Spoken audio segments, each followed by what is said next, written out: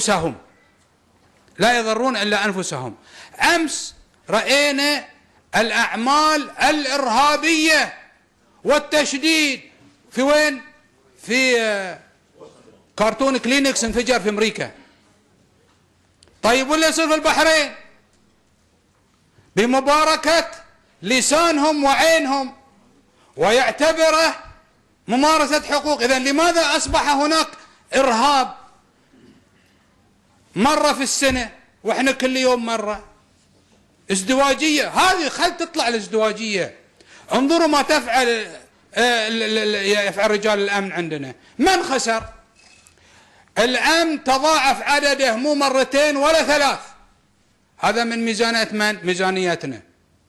احنا قريناه، والله لو يطلبون حساب مفتوح نعطيهم لحفظ الأمن، والله نعطيهم ونقصر من أكلنا ومن شربنا. وهذا الأمن الذي نتنعم به، ورجال الأمن مفخرة لنا في البحرين. نعم، مو مفخرة أنهم صدوا هؤلاء الصبيان، لا، بل والله أتحدى أمريكا وأتحدى بريطانيا وأتحدى العالم يستطيعون أن يتعاملون بهذه الحضارية والصبر أمام هالأعمال الإرهابية. خليون هم يتعلمون.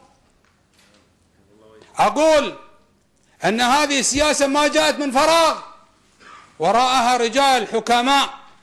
واسمحوا لي يا أخواني، حتى الإعلام نحن اللي نسوي لهم راس. صعاليك أفلسوا.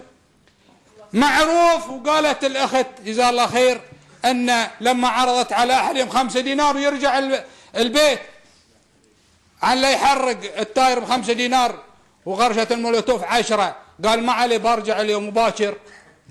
العملية مدفوعة الأجر، مدفوعة الأجر.